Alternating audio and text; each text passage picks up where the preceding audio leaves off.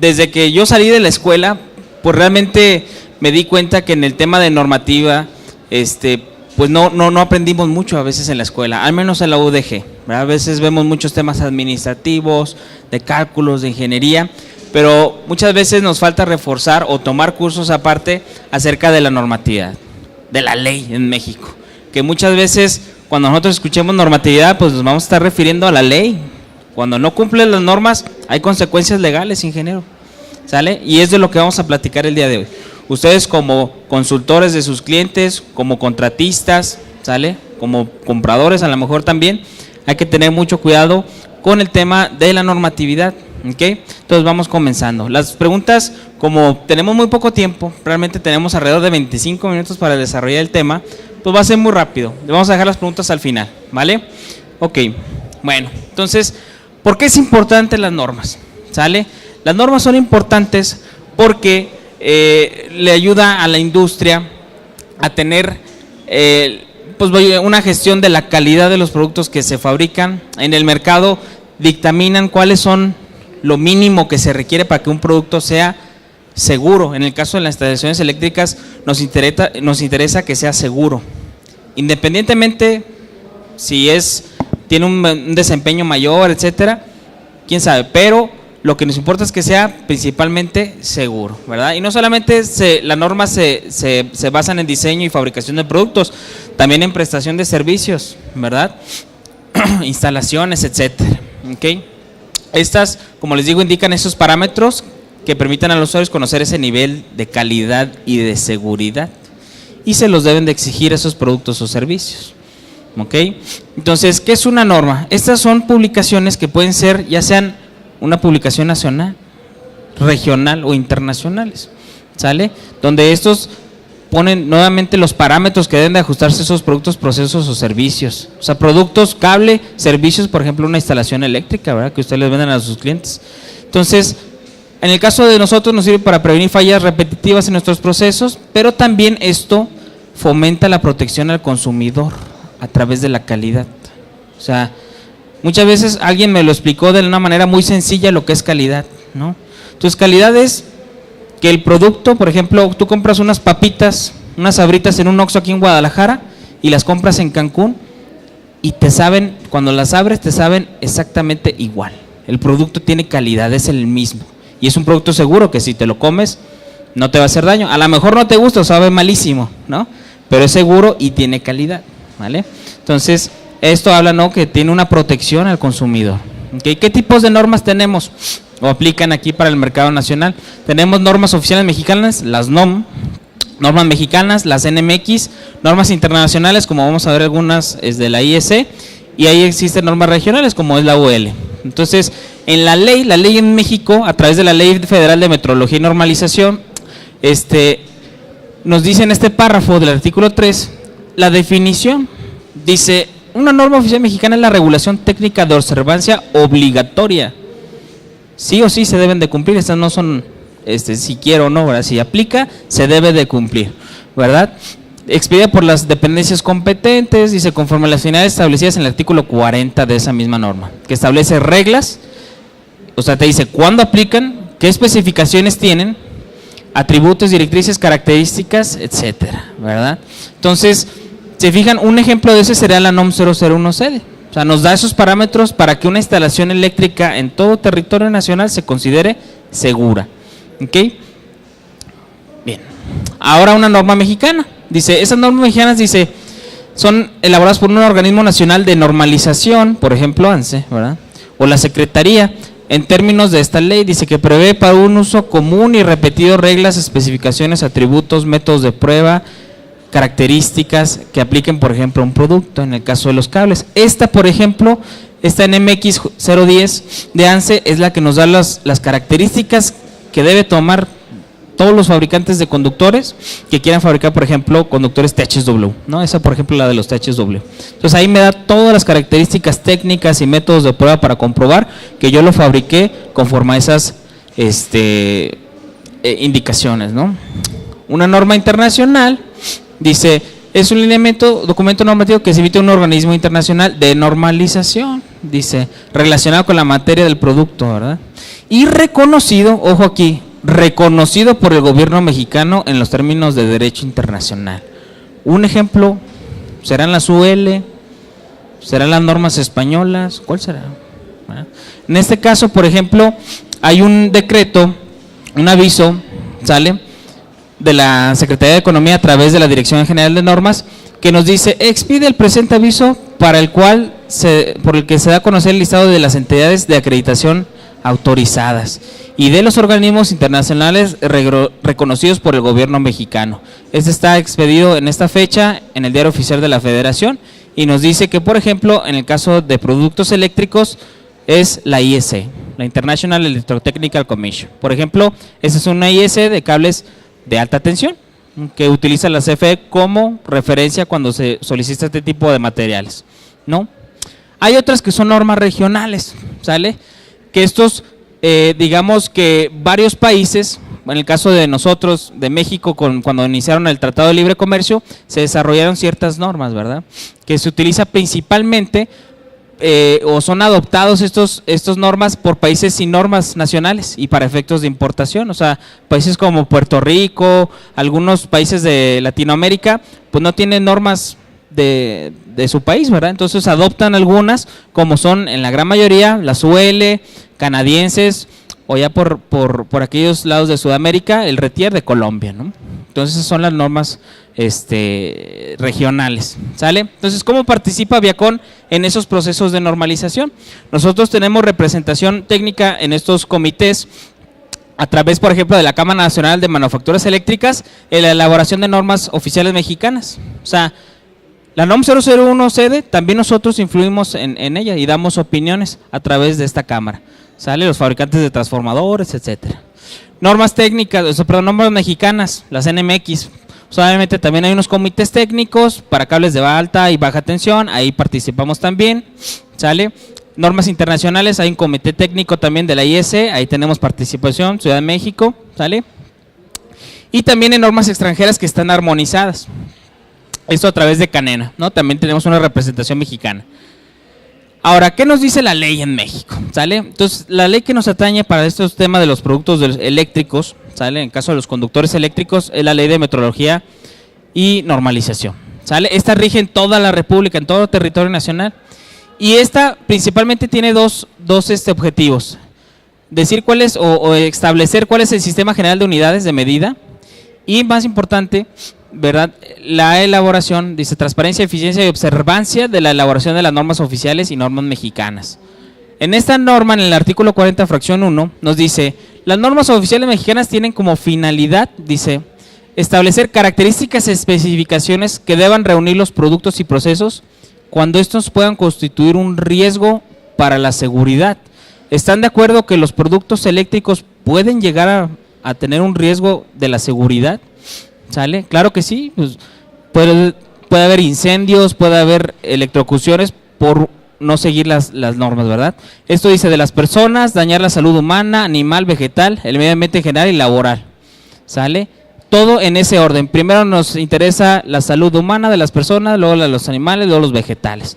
¿Okay? Entonces, si se fijan aquí en la ley nos dice, pues para eso son las normas oficiales, para eso hay una norma de cada producto, de un apagador, de un cable, de un transformador, de un luminario, ¿sale? Porque pueden constituir un riesgo para la seguridad. En el 51 nos dice: todos los productos, como son los cables, procesos, métodos, instalaciones, como son las que los contratistas les realizan a sus clientes, servicios, actividades, deberán cumplir con las normas oficiales mexicanas. O sea, me tengo que adaptar a esas normas, ¿verdad? Dice en el 53, cuando un producto o servicio deba cumplir una determinada norma oficial mexicana, sus similares importantes también deberán cumplir con las especificaciones establecidas. O sea, a lo mejor puede haber un fabricante en Europa que haga cables THW, pero pues o con las características parecidas, pero debe de adaptarse a las normas aquí en México, ¿ok?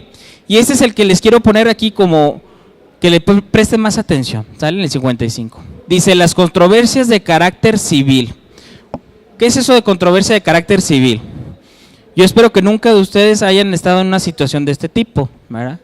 Pero hay algunos contratistas que yo he conocido que han llegado a estos lugares. Una controversia de carácter civil puede ser una demanda de tus clientes porque la instalación que tú realizaste provocó un incendio. Esa es una demanda de clase de nivel A, de nivel primero. ¿Sale? Entonces dice, en esas controversias de carácter civil, cuando no se especifican las características de los bienes o servicios, dice, las autoridades judiciales o administrativas competentes en sus resoluciones deberán tomar como referencia las normas oficiales mexicanas y en su defecto las NMX. O sea, con un juez, te va a decir, a ver, pusiste eso, mandan un perito, dicen, a ver, López Aguayo, ¿no? Es un perito de aquí del Poder Ejecutivo. A ver, vayan, revisan a un peritaje y que detecte cualquier desviación de las normas. ¿Sale? Entonces, ojo, cuidado con eso, ¿no? Entonces, ¿cuáles son las normas que debes de cumplir los conductores aquí en México? Son básicamente dos. Lo que dice la NOM 001CD, que habla de las instalaciones, pero no refiere a la NOM 063, que son normas de productos eléctricos, en específico de conductores y sus requisitos mínimos de seguridad.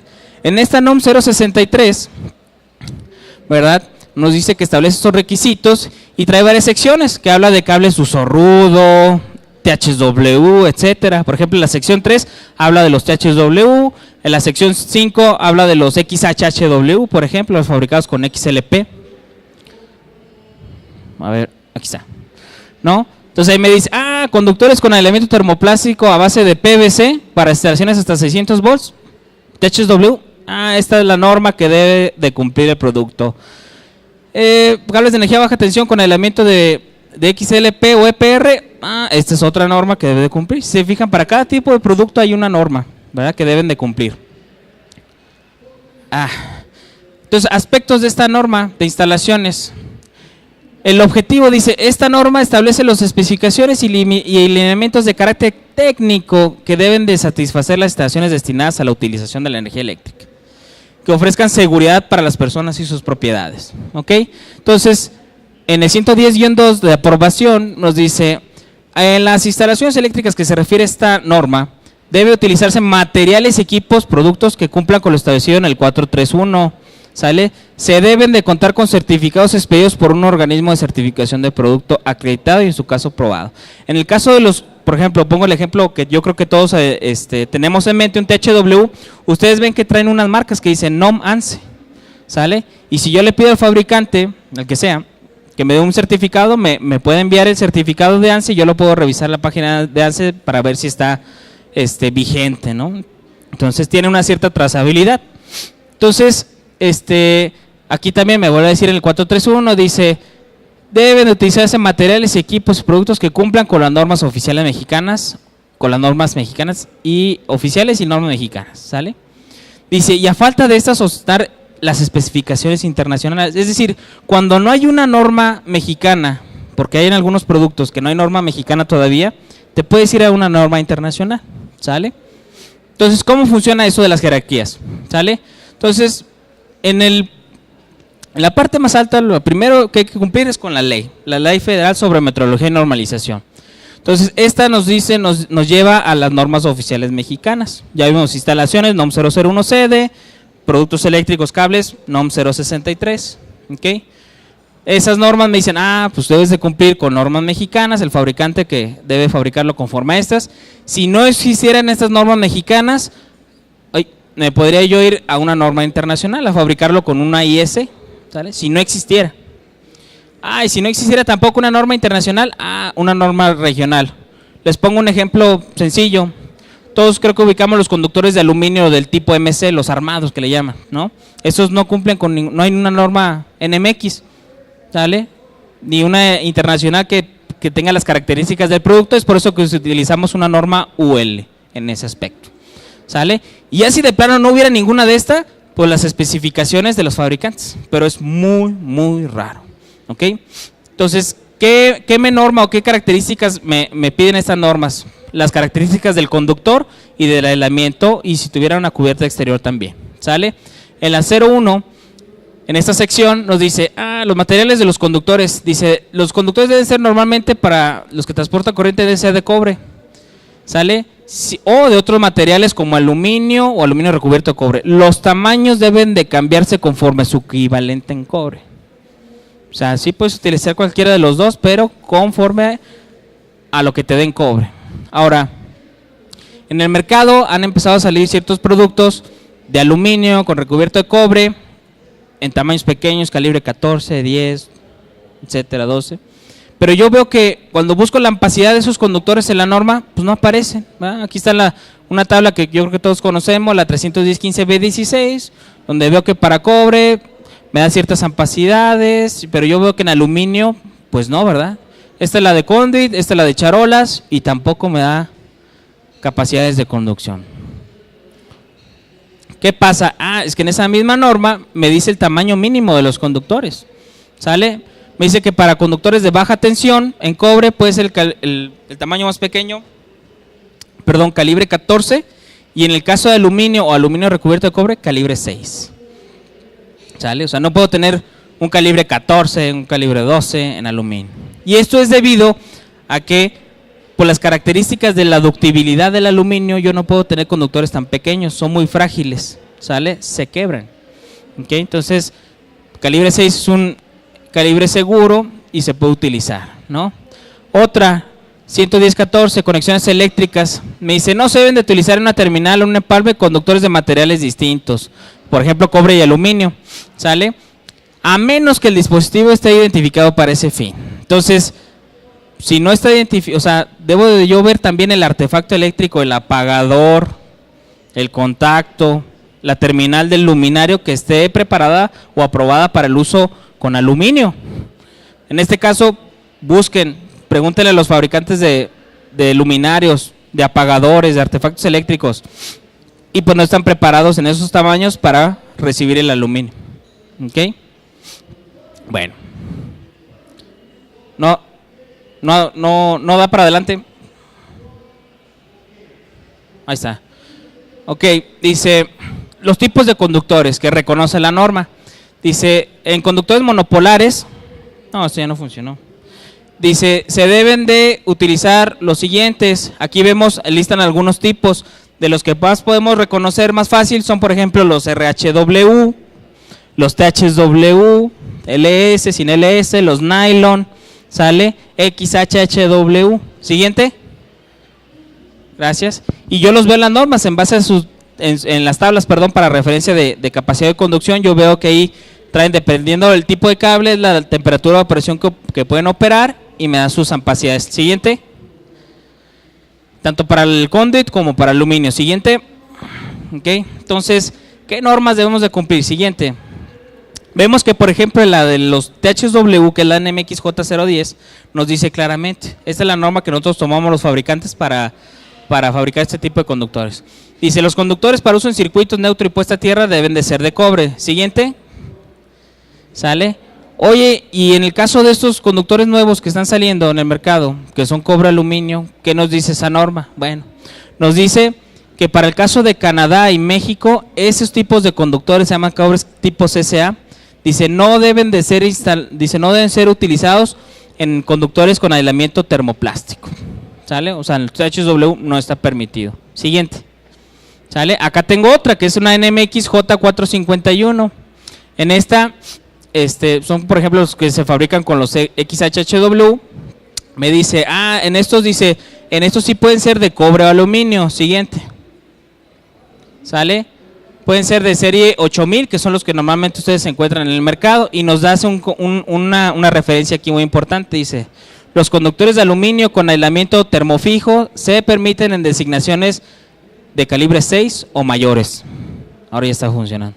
¿Sale? Los recubiertos de cobre, dice, no se permite el uso de conductores de aluminio recubiertos de cobre con aislamiento termofijo. Entonces, básicamente, en la normativa mexicana no los encuentra. Siguiente. ¿Sale? Entonces, ¿qué hacer? O sea, ya me lo ofertaron y ya me pusieron a pensar qué puede pasar, ¿no? Si yo utilizo estos, digo, no le hace, vamos. Siguiente. ¿Sale? También esa misma ley, la ley dice qué pasa, ¿no? Y la ley lleva un reglamento que también dice qué pasa si no cumples con la ley, ¿verdad? Aquí, por ejemplo, en el 57 de la misma ley que platicábamos, dice, cuando los productos o servicios sujetos al cumplimiento de determinada norma oficial no reúnan las especificaciones correspondientes, La autoridad competente prohibirá de inmediato su comercialización, inmovilizando los productos hasta tanto se condicionen, reprocesen, reparen o sustituyan. ¿Sale? Los comerciantes o prestadores tendrán la obligación de abstenerse de su enajenación o prestación a partir de la fecha en la que se les notifique. Entonces, ¿qué pasa? Si yo tengo una tienda de material eléctrico, yo corro el riesgo de tener ese tipo de conductores que están fuera de la norma, de que llegue una instancia, por ejemplo, Profeco. ¿Sale? Que llegue Profeco y me ve este tipo de conductores y me incauten esa materia. ¿Sale? Siguiente. Hay sanciones, hay multas, clausuras temporales de los comercios, arrestos, suspensiones, etcétera. Siguiente. ¿Sale? ¿De qué tamaño son las multas? Siguiente, por favor. ¿De qué tamaño son las multas? Bueno, dice, con multas, dice, las conductas o omisiones, ¿sale? Dice, de 500 a 8,000 veces el salario mínimo. Dice, cuando se contravengan disposiciones contenidas en las normas oficiales mexicanas. De 3,000 a 14,000 veces el salario cuando se incurren conductas o omisiones que impliquen el engaño al consumidor o que constituyen una práctica que puede inducir el error. Muchos de estos productos a veces, para la gente que no sabe pues de instalaciones, les hace pensar que conduce lo mismo que el cobre. Aquí todos los que estamos aquí pues, sabemos que no es lo mismo, ¿verdad? Pero, entonces, otro por favor. Entonces, bien importante, hay que seguir todo esto.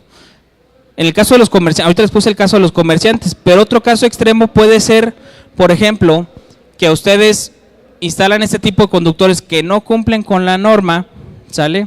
No cumplen con la norma, de alguna u otra manera la unidad de verificación les dio el dictamen, ¿sale? ¿Qué puede pasar? ¿Qué puede pasar después? ¿Qué pasa?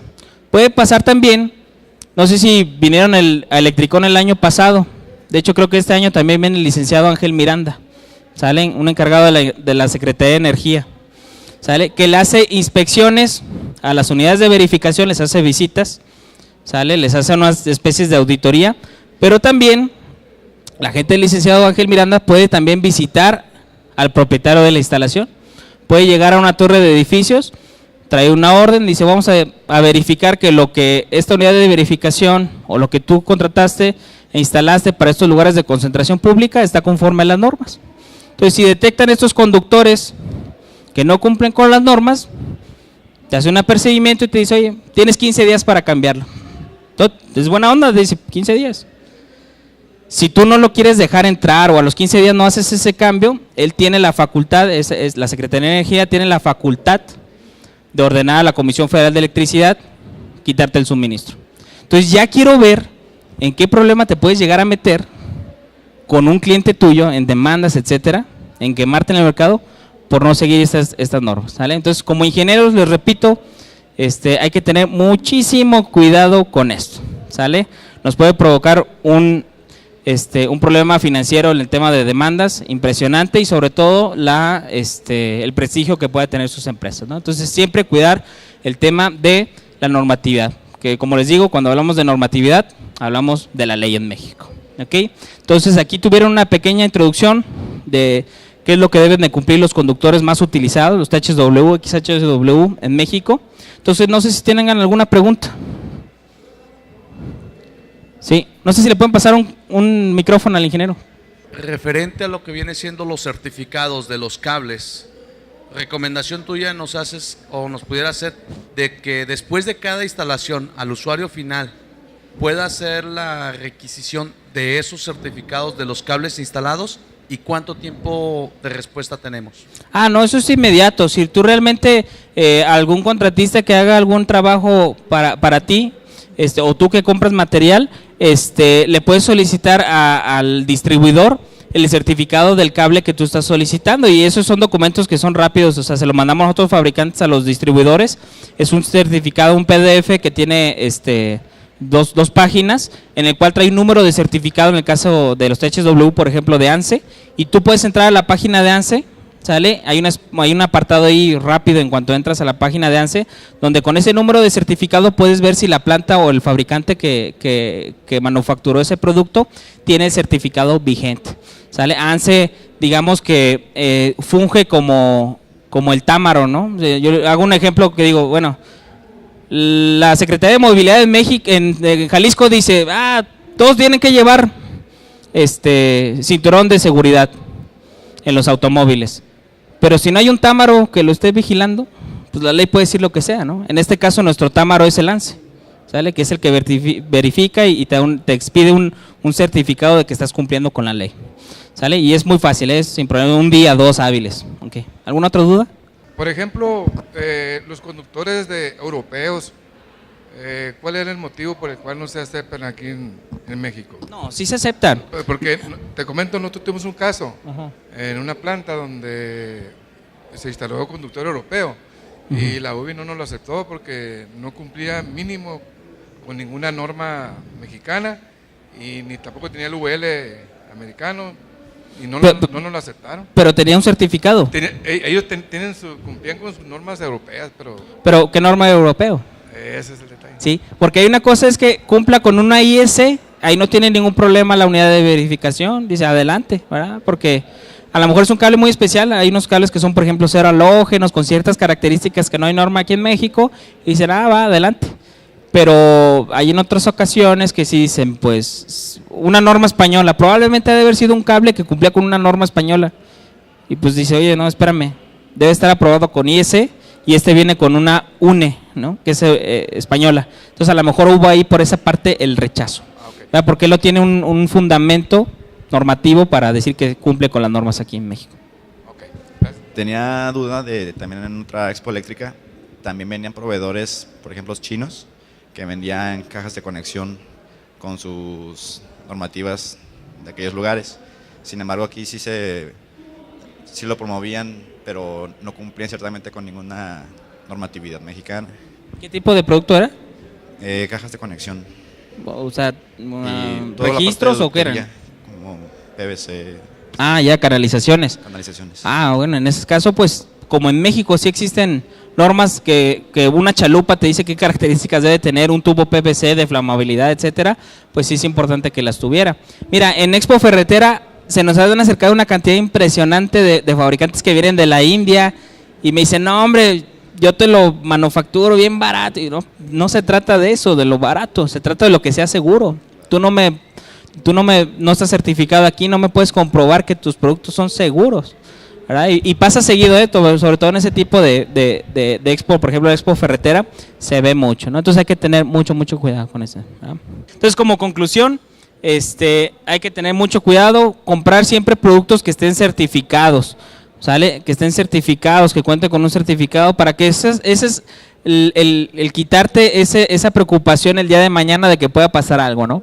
Entonces, porque como ya vimos en la ley, puede haber acciones legales en tu contra y te puedes meter realmente un problema muy duro por a veces quererte ganar 2, 3 pesos, ¿vale? Entonces esa es la recomendación que nosotros damos. Siguiente, por favor. En el caso de nosotros, pues estamos abiertos a cualquier duda que tengan. Aquel que quiera mi correo al rato ahí en el stand, pueden pasar por una tarjeta mía, yo con gusto los puedo asesorar, no tiene ningún costo. Realmente, no solamente Viacom, cualquier otro fabricante, si se acercan, no les van a cobrar nada por asesorarlos, estoy yo casi seguros, ¿sale? Entonces tengan esa confianza de acercarse con nosotros los fabricantes, ¿verdad? Entonces, nuevamente, pues muchas gracias y los espero en el stand. Ahí tengo también manuales, etcétera, e información que les puede interesar. Muchas gracias. Y a nombre de Acoeo y Electricón le hacemos la entrega de su reconocimiento y el robo correspondiente. Adelante, por favor.